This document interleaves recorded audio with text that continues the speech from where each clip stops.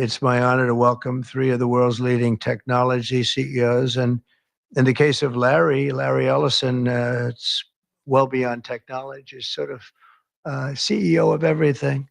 He's an amazing man, an amazing business person. But to announce the largest AI infrastructure project by far in history, and it's all taking place right here in America. As you know, there's great competition for AI and other things, and they're coming in at the highest level. We're joined by Oracle Executive Chairman Larry Ellison, SoftBank CEO, my friend Masa Yoshi-san, and CEO of OpenAI, and I would say the by far the leading expert based on everything I read, Sam Altman. So that's great that you're coming in together. That's a massive group of talent and money. Together, these world-leading technology giants are announcing the formation of Stargate. So put that name down in your books, because I think you're going to hear a lot about it in the future. A new American company that will invest $500 billion at least in AI infrastructure in the United States, and very, very quickly, moving very rapidly, creating over 100,000 American jobs almost immediately. This monumental undertaking is a resounding declaration of confidence in America's potential under a new president. Let me be a new president. I didn't say it, they did. So I appreciate that, fellas. But it'll ensure the future of technology. What we want to do is we want to keep it in this country. China is a competitor and others are competitors. We want it to be in this country, and we're making it available. I'm going to help a lot through emergency declarations, because we have an emergency. We have to get this stuff built. So they have to produce a lot of electricity, and we'll make it possible for them to get that production done very easily at their own plants if they want, where they'll build at the plant, the AI plant, they'll build energy generation, and that will be incredible. But it's technology and artificial intelligence, all made in the USA. Beginning immediately, Stargate will be building the physical and virtual infrastructure to power the next generation of advancements in AI, and this will include the construction of colossal data centers, very, very massive structures. I was in the real estate business. These buildings, these are big, beautiful buildings. Are going to employ a lot of people, and physical campuses and locations currently being scouted nationwide. They're making their choices of locations. I think they have their choice. I'd like to ask Larry, Sam, and Masa to say a few words and just talk about a little bit about what they're doing, and if you have any questions, and then we'll go into a couple of other subjects also. But this is, to me, a very big thing. $500 billion Stargate project. I think it's going to be something that's very special. It'll lead to something that could be the biggest of all. So, Larry, maybe we'll start with you, and we'll go down the line. Thank you.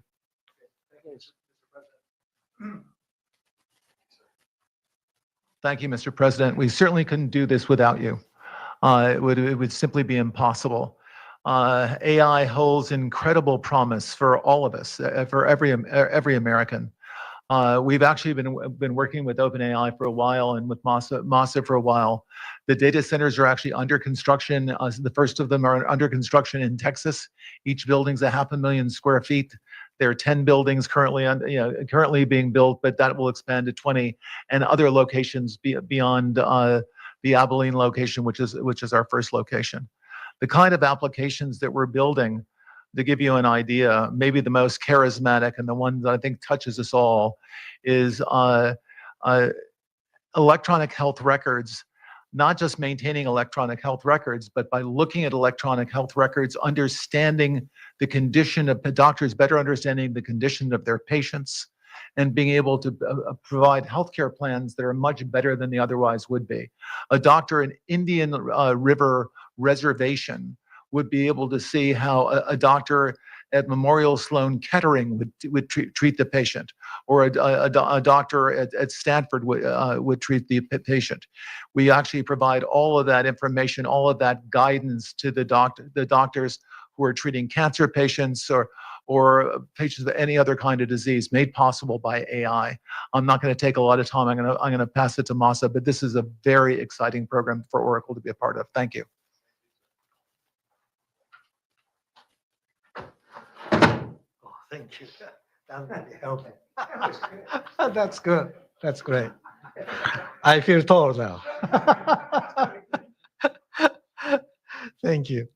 Well, Mr. President, last month I came to celebrate your winning and promised that we will invest $100 billion.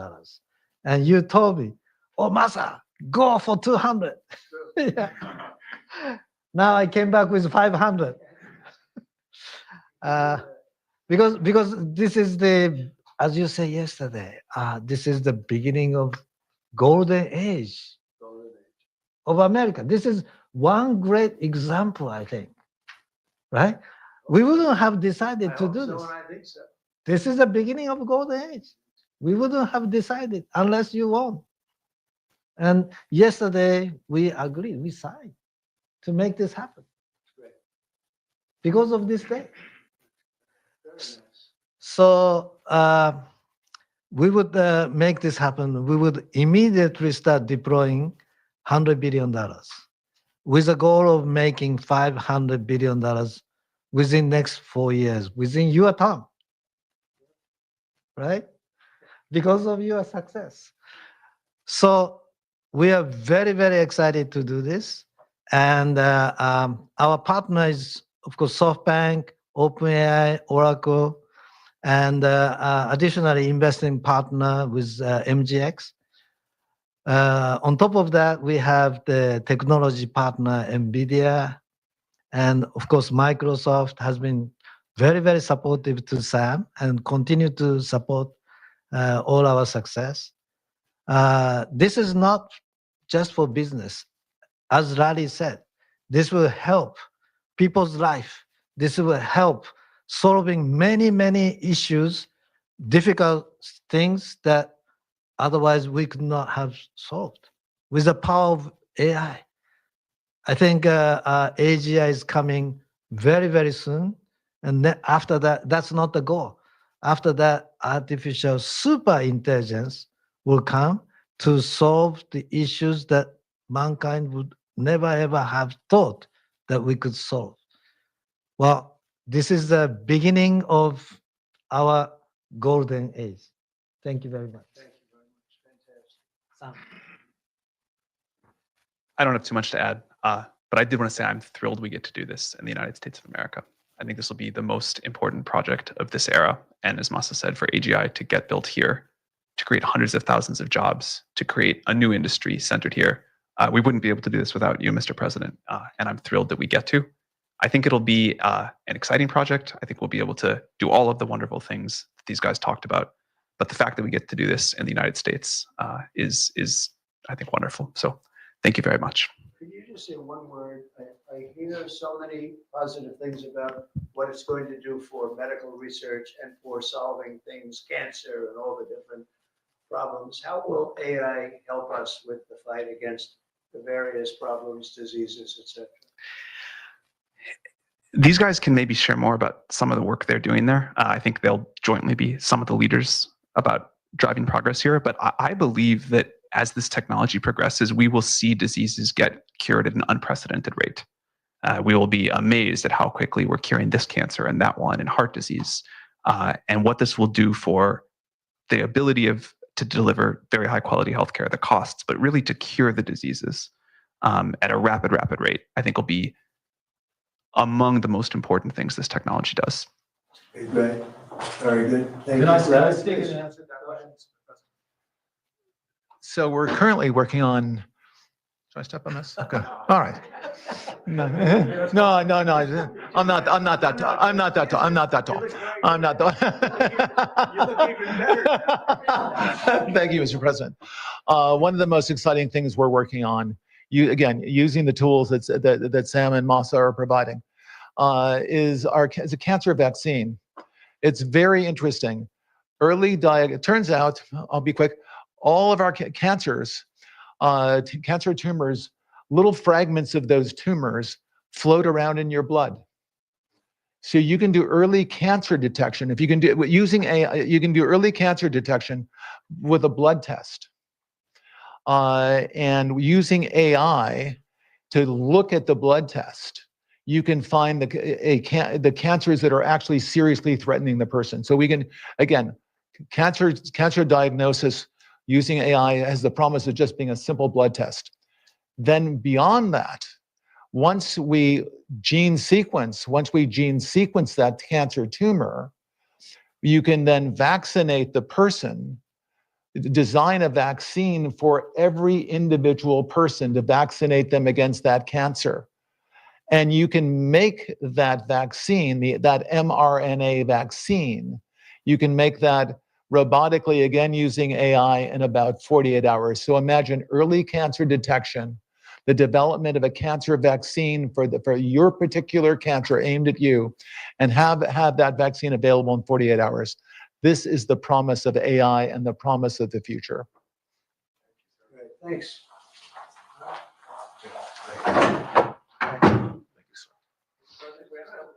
Yeah, just 1 second. We'll finish up. But these are highly respected guys. I was shocked with Larry because I don't even think Larry does this stuff. You did a very good job for a guy that doesn't do it much, right?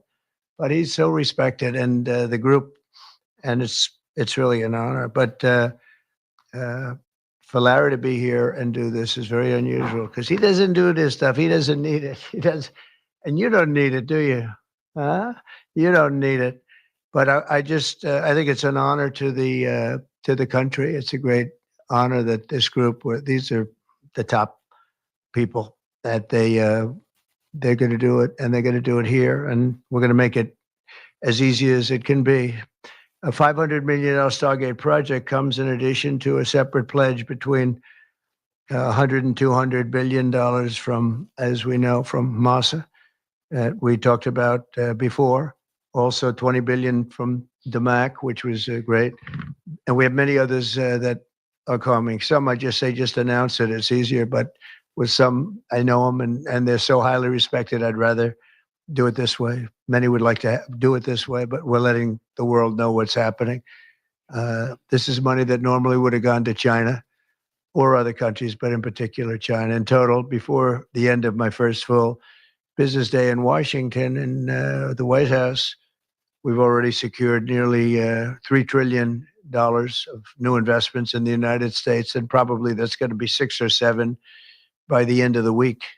Tremendous amounts of money are coming in for many things other than even AI. AI seems to be very hot.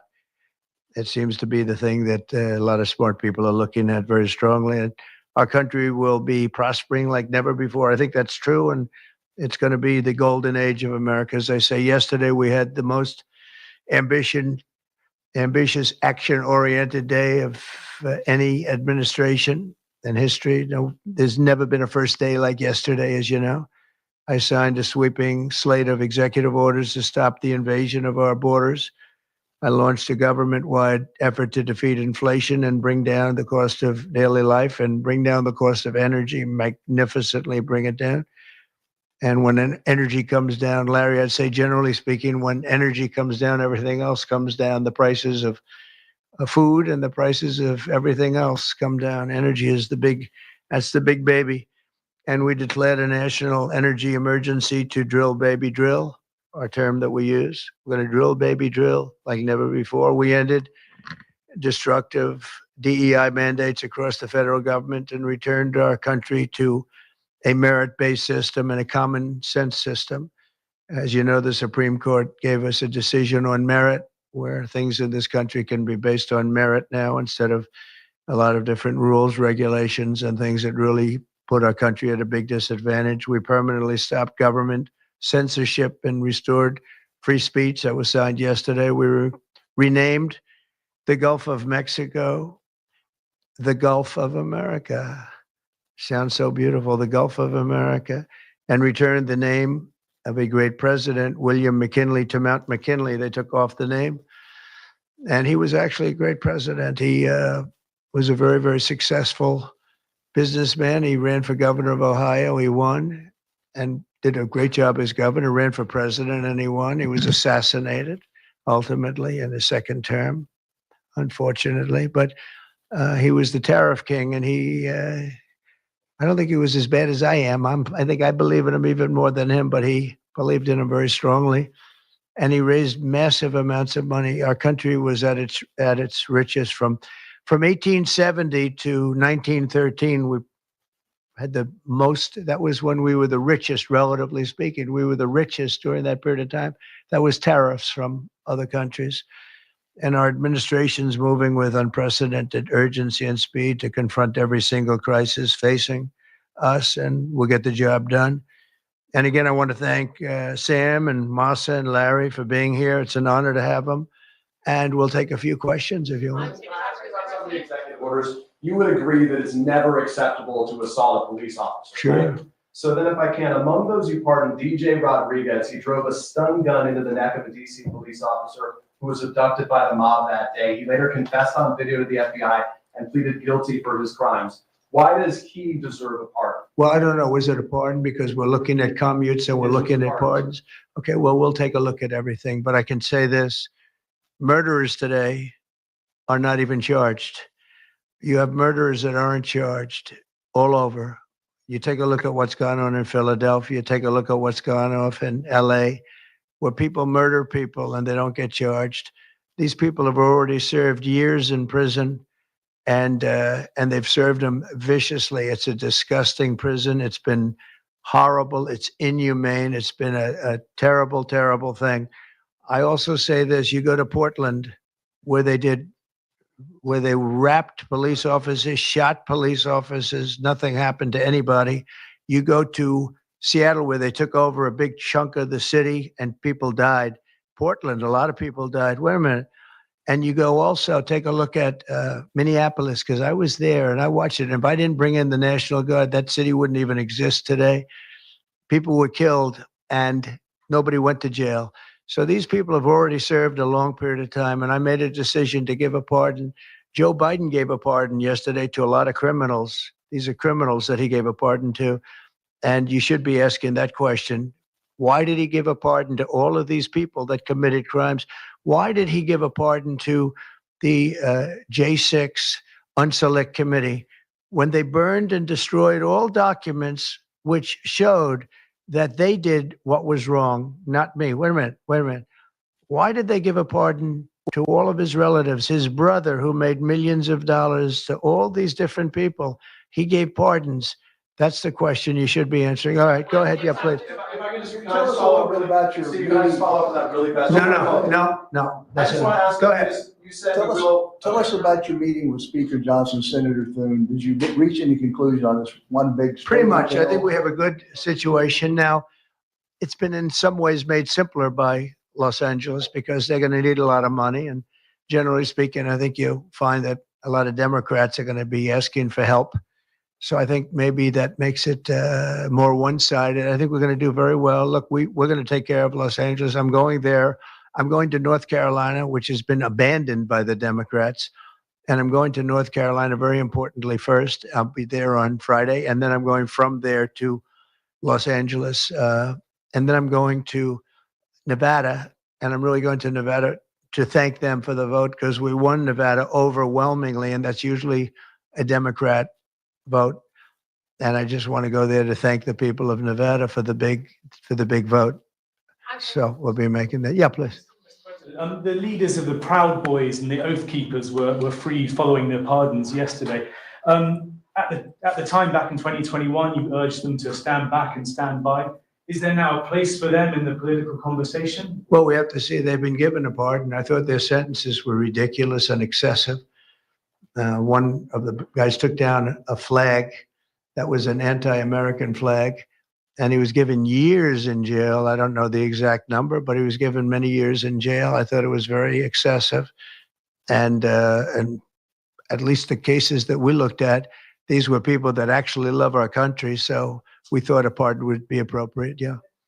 President, is it also true in your conversations with Republicans today that you asked them to consider recess appointments for cabinet officials? I think, yeah, if it's needed, I don't think it's going to be needed. Marco, as you know, got passed overwhelmingly with 99-0, which is pretty amazing. Marco's going to do a great job, Secretary of State, but he just got, I guess he was the first one and just got approved. That's some vote, 99-0, and the nothing was a vote that he would have gotten if we wanted to do it. But you know whose vote that was, who's doing a great job right now as vice president. You also talk about some sort of a trade or a deal involving wildfire relief in extension for a debt. Well, what I really want to have done, I was talking about this with the guys back in the Oval Office. Los Angeles has massive amounts of water available to it. All they have to do is turn the valve, and that's the valve coming back from and down from the Pacific Northwest, where millions of gallons of water a week and a day, even in many cases, pours into California, goes all through California down to Los Angeles, and they turned it off. It's off now. The valve goes, it turns toward the Pacific Ocean, and all that water goes pouring into the Pacific Ocean. If they did what I told them to do, they wouldn't do it because politically they didn't think it was good. I think it's great politically. I think they're dead politically. What they've done, they've destroyed the city. What they've done to that city is unbelievable. The sprinklers, their sprinklers in there like these right here that you see, none of them had any water in them. They didn't have any water. The fire hydrants, 40% of them had no water. The brush was just dry. Everything was dry. The sprinklers on the lawn weren't allowed to even be used. So, you know, everything was dry, and it was an inferno. They created an inferno. So we're demanding that they turn the valve back toward Los Angeles right now. It's not even believable that they haven't done it. Just so you know, they have a valve, and it turns like, think of a sink, but multiply it times many thousands of times the size of it. It's massive. And you turn it back toward Los Angeles. Why aren't they doing it? They either have a death wish, they're stupid, or there's something else going on that we don't understand. But we want the water that they're throwing away to be used for California. And that includes the farmers of California. You know, when you drive up north, you see all of the land. I couldn't believe it. I was with Devin Nunes when he was a congressman and some other congressmen from the area, and we're driving up and we're on the highway, and I keep looking at these farms, and the land is bone dry. And then you'd see an acre, about an acre or 2 acres, with the most beautiful green plants growing in it. The most beautiful it's a rich stuff. And you look at the soil, and it's so rich.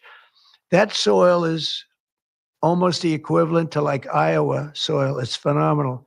It's got no water. But the reason it has no water, I said, do you have a drought? No. I said, what do you mean you don't have a drought? Look at the thing. It's dry as a bone.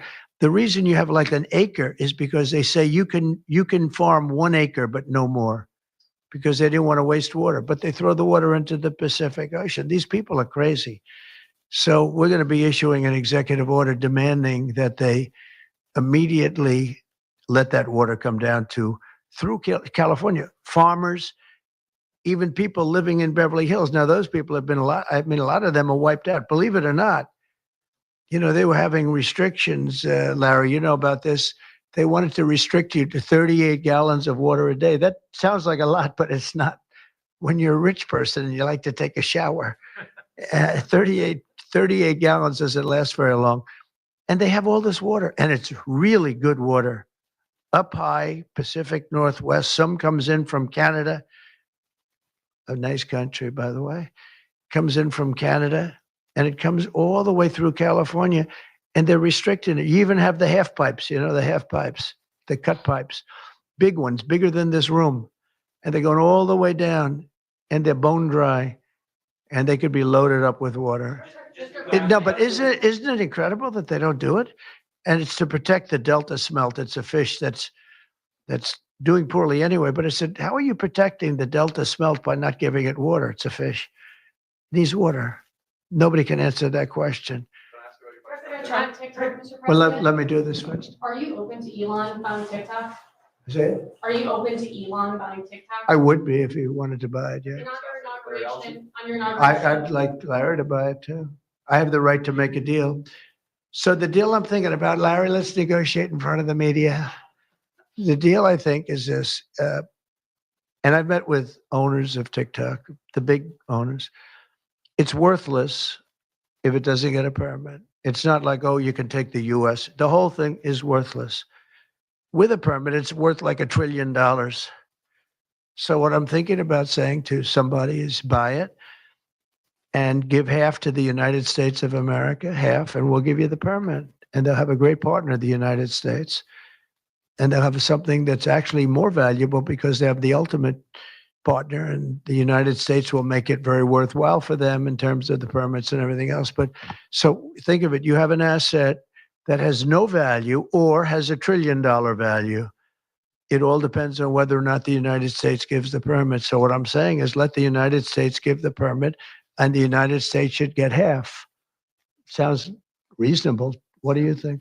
Sounds like a good deal to me, Mr. President. Yeah, he can afford it too. Mr. President, you're a president who has long said that you back the blue, but aren't you sending the message that assaulting officers is okay with these pardons? No, the opposite. In fact, I'm going to be letting 2 officers from Washington Police, D.C. I believe they're from D.C., but I just approved it. They were arrested, put in jail for 5 years because they went after an illegal, and I guess something happened where something went wrong. And they arrested the 2 officers and put them in jail for going after a criminal, a rough criminal, by the way. And I'm actually releasing. No, I am the friend of police more than any president that's ever been in this office. Thank you, President. More than President 400 of the people that you pardoned, though, assaulted officers. So I want to ask you about the Vice President, J.D. Vance. He said, this is a week ago, he said, if you committed violence on January 6th, obviously you should not be pardoned. Why is your Vice President wrong? Well, only for one reason. They've served years in jail. They should not have served, excuse me, and they've served years in jail, and murderers don't even go to jail in this country. And we had 1,500, we have 16 under review. As you know, we commuted about 16 of them because it looks like they could have done things that were not acceptable for a full pardon. But these people have served years of jail, and their lives have been ruined. And in many cases, listen to me for a second, stop interrupting. They've served years in jail. And if you look at the American public is tired of it. Take a look at the election. Just look at the numbers on the election. We won this election in a landslide because the American public is tired of people like you that are just one-sided, horrible people in terms of crime. You don't talk about all the people that have been killed and what happens to those murderers. Murderers get no time. You take a look at some of these DAs. They go after political opponents, but they don't go after people that shoot people in the street. They're caught. They know where they're living. They know everything. They don't even go up to pick them up anymore. They just let them live there. They know all about it. They have their pictures. They have the tape of the shooting, and they don't even go up and you're talking about this. No, we pardoned people that were treated unbelievably poorly. In the history of our country, there's never been anything take place like this. They're still looking for them, but they're not looking for the murderers, the people that are killing everybody. We are, though. And we're getting them out of the country. We just started that. We're getting them out of the country, and they're going to be gotten out of the country fast. They came in illegally from jails and from prisons. They killed many people. Some of them killed many people. About 50% of them killed more than one person. They were released into our country. That's what we're focused on, not the kind of nonsense you're talking about. You've called for a ceasefire in Ukraine. If Vladimir Putin doesn't come to the table to negotiate with you, will you put additional sanctions on Russia? Sounds likely. And do you think that the war should be frozen currently along the with war should have never lines? started. If you had a competent president, which you didn't, the war wouldn't have happened. The war in Ukraine would have never happened if I were president. But that couldn't happen because the election was rigged. Yeah, go ahead. President, there's been some debate within your orbit over whether or not to keep or eliminate H-1B visas. What's your position on that? Do you want to keep H-1Bs or do you want to get Well, rid of them? I like both sides of the argument, but I also like very competent people coming into our country, even if that involves them training and helping other people that may not have the qualifications they do. But I don't want to stop. And I'm not just talking about engineers. I'm talking about people at all levels. We want competent people coming into our country. And HB1, I know the program very well. I use the program. Maitre d's, wine, experts, even waiters, high quality waiters. You got to get the best people. Now, then you go into people like Larry, and he needs engineers, and Masa needs, and this gentleman needs engineers like nobody's ever needed engineers, right? So we have to have the quality people coming in. Now, by doing that, we're expanding businesses, and that takes care of everybody. So I'm sort of on both sides of the argument, but what I really do feel is that we have to let really competent people, great people come into our country, and we do that through the H-1 program. Mr. President, are you looking to impose tariffs on Canada and Mexico in an effort to force negotiations sooner on USMCA? No, it's really not on USMCA. It has nothing to do with that. They've allowed both of them. Canada, very much so. They've allowed millions and millions of people to come into our country that shouldn't be here. They could have stopped them, and they didn't. And they've killed 300,000 people last year, my opinion, have been destroyed by drugs, by fentanyl. The fentanyl coming through Canada is massive. The fentanyl coming through Mexico is massive. And people are getting killed, and families are being destroyed. I mean, the son gets killed, and the family is a basket case for the rest of their lives. I mean, I've seen mothers that thought they'd heal. They never heal. They say it gets worse with time. It gets worse with time. They lose their boy. They lose their baby. They lose their young daughter to fentanyl poisoning. And I had that talk with President Xi the other day, too, of China. I said, we don't want that crap in our country. We got to stop it. I would have stopped it. I had a deal with him where he was going to give the maximum penalty, which in China is the death penalty for drug dealing. And he was all set. He was going to give the maximum penalty to fentanyl dealers. If they send to the United States, they were going to get the death penalty. And of course, Biden didn't pick that up. I had that deal all done. It was all wrapped up. We were going to have it done. And then the election went, let's put it nicely, didn't go the proper way. I'm trying to be nice about it. It was rigged. And we had an incompetent president elected, and he never followed up on that deal. But he should have followed up, because if they got the death penalty, they wouldn't be sending fentanyl to Mexico, Canada, and other places. How much will the We're thinking about that too. We're talking about a tariff of 10% on China based on the fact that they're sending fentanyl to Mexico and Canada. How soon on those tariffs? Probably February 1st is the date we're looking at. For For Mexico and China, we're talking about approximately 25%. date on the Gaza ceasefire, and are you planning to travel to the Middle East soon? We're thinking about going to the Middle East, not yet. We have a thing called the hostages are coming back going on right now, and they are coming back. Some of them have been very damaged. You look at the young lady with her hand practically blown off. You know how that happened, right? Did you know how that happened? When you find out, you're not going to be too happy because it was terrible. But the hostages are starting to come back. If I weren't here, they wouldn't be back ever. They would have never come back. They would have all died. If this were done a year earlier, if Biden would have done this deal a year and a half, 2 years ago, or frankly, it should have never happened. October 7th should have never happened. Nobody should be dead. But through weakness, they allowed it to happen, and then it was a disaster from them. But you go back just 6 months ago, many of these young people were living. Young people don't die like that. They're just dying. And young people aren't dying at 22 and 23 years old. They don't die. But now they're dying, and you wonder why they're dying. They're being killed, and they have been killed. But they say 6 months ago, you would have had 11 more living hostages. Think of that, 6 months ago. But Biden couldn't get it done, and it was only the imposition that I put on as a deadline that got it done. But it's a very sad situation. It should have never happened. I'll tell you, two things should have never happened. Three things. Inflation should have never happened. It would have never happened except for what they did to energy and their crazy spending. And Ukraine would have never happened. Never.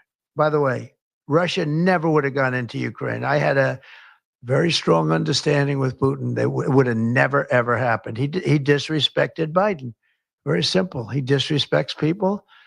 He's smart. He understands. He disrespected Biden. And also, the Middle East would have never happened because Iran was broke. They had no money. They had no money for Hamas. They had no money for Hezbollah. It would have never happened. October 7th would have never happened. But it did happen. So this is the cards I've been given. And we're getting the hostages back. That would have never happened under Biden. They would have never come back. They were just dying not that slowly. They were dying or being killed. But that was what was happening. So are you going to keep sending weapons to Ukraine, or are you going to turn off the tap soon? Well, we're looking at that. We're talking to Zelensky. We're going to be talking with President Putin very soon. And we'll see how it all happens. We're going to look at it one thing I do feel, the European Union should be paying a lot more than they're paying, because under Biden, I mean, we're in there for $200 billion more. Now, it affects them more than it affects us. We have an ocean in between, right? Little thing called an ocean. The European Union should equalize. We're in there for $200 billion more than the European Union. I mean, what are we, stupid? I guess the answer is yes, because they must think so. But the European Union takes advantage of us tremendously on trade. And they now take advantage of, and always have. If I didn't get involved years ago, my first term, one of the first things I noticed was that they're not paying enough. They're not paying. And a lot of those countries weren't even paying, the NATO countries. They weren't paying. Only 7 out of 28 were paying. We were one of them. And Poland was one. And they had a few of them that were paying, and some were paying very proudly. Usually the closer to the borderline of Russia they were, the faster they paid, okay? The ones that were further away tended not to pay so fast.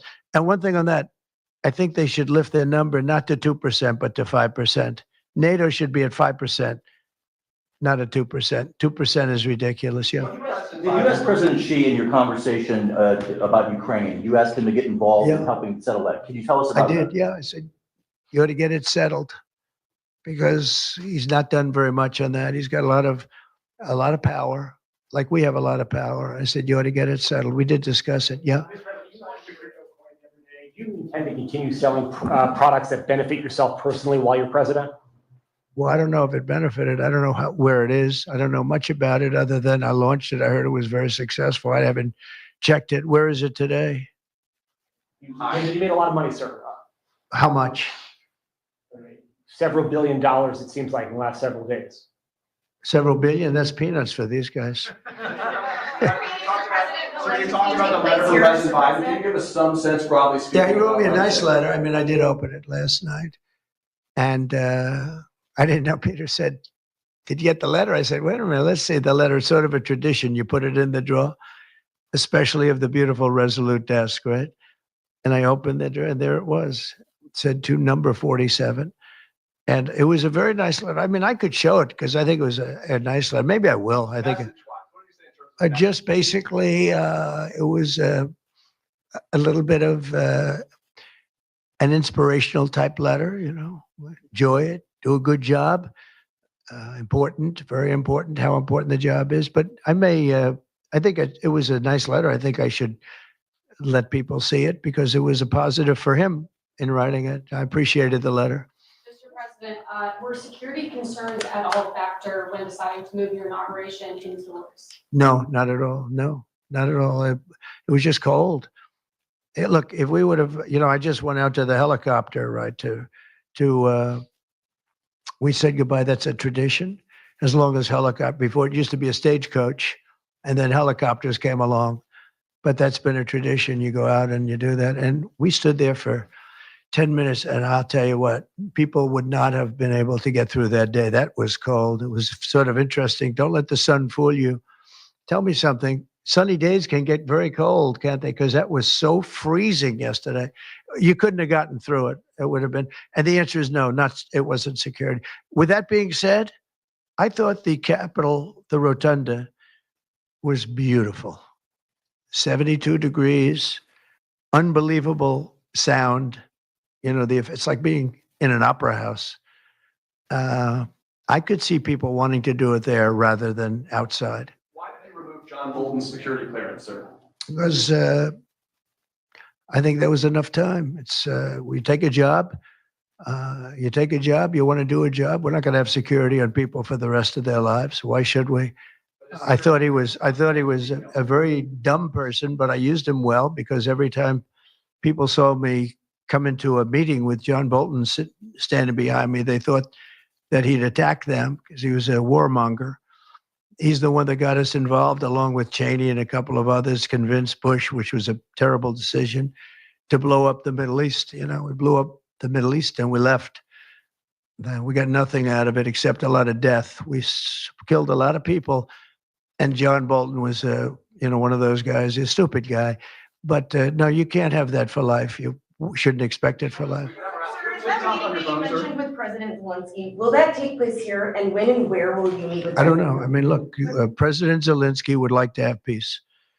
He's told me that very strongly. He'd like to have peace, but it takes two to tango. We'll see what happens. When will you meet with President Putin? Anytime they want, I'll meet. I'd like to see that end. Millions of people are being killed, and they're being killed.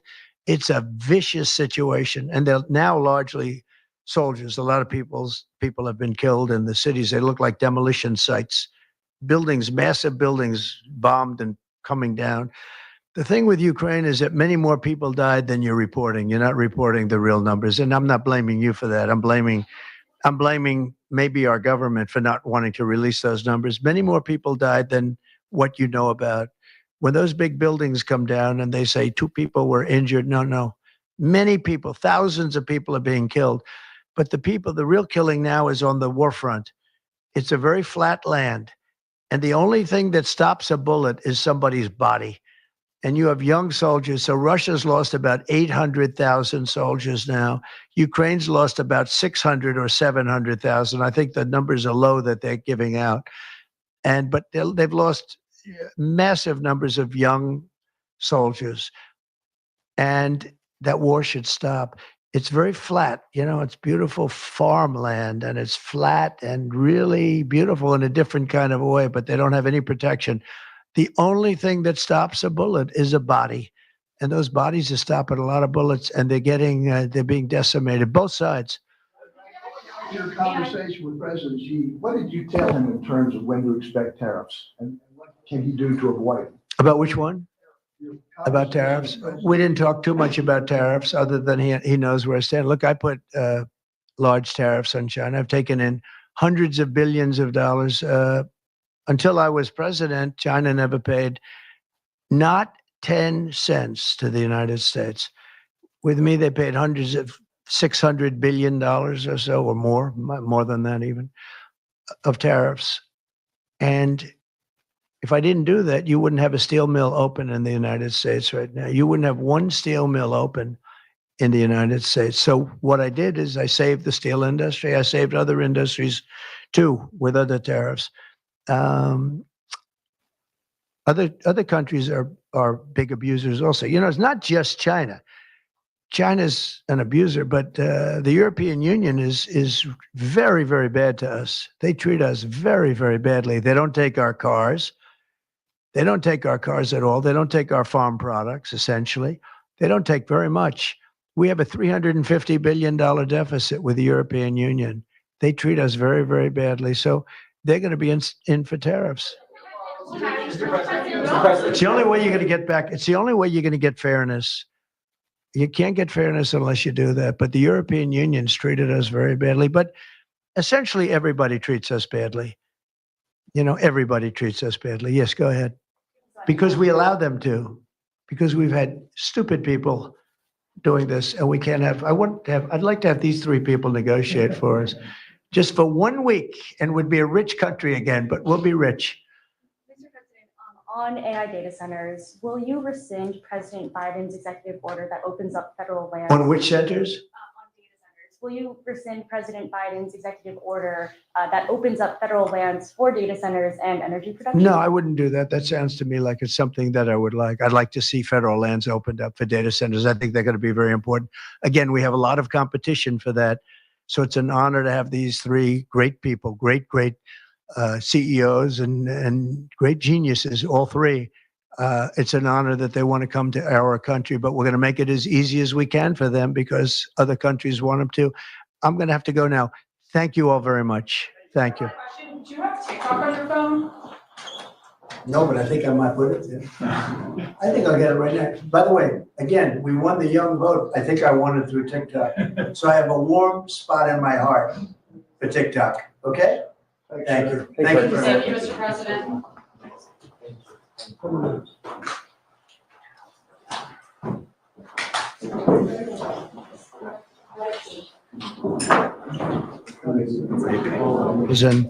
In the case of Larry Ellison, it's well beyond technology. He's sort of CEO of everything.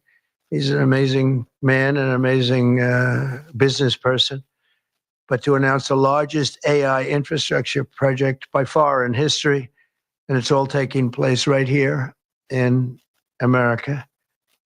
As you know, there's great competition for AI and other things, and they're coming in at the highest level. We're joined by Oracle Executive Chairman Larry Ellison, SoftBank CEO, my friend Masa Yoshi-san, and CEO of OpenAI, and I would say the by far the leading expert based on everything I read, Sam Altman. So that's great that you're coming in together. That's a massive group of talent and money. Together, these world-leading technology giants are announcing the formation of Stargate. So put that name down in your books, because I think you're going to hear a lot about it in the future. A new American company that will invest $500 billion at least in AI infrastructure in the United States and very, very quickly, moving very rapidly, creating over 100,000 American jobs almost immediately.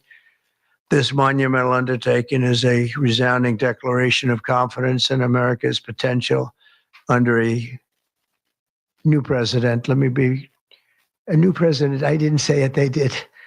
So I appreciate that, fellas, but it'll ensure the future of technology. What we want to do is we want to keep it in this country. China is a competitor and others are competitors. We want it to be in this country, and we're making it available.